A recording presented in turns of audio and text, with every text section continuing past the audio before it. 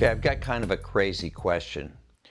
What do you think people will say at your funeral? Will they talk about the women you slept with or that you were quite the party girl?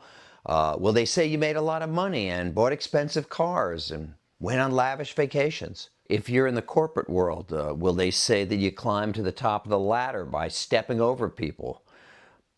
Will they mention that you neglected your spouse and your kids in favor of putting more hours in at the office?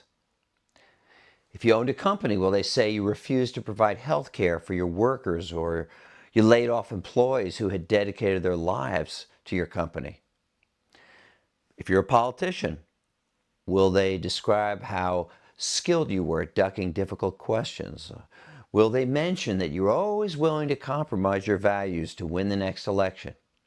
Or that you always put party over country?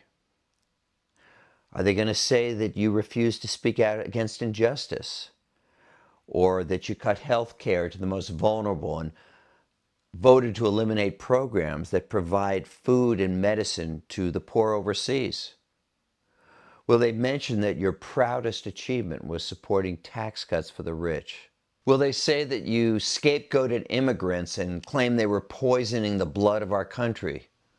Or that you refused to come to the aid of a weaker nation under attack by a stronger one? From time to time, I think about what I'd like said at my funeral.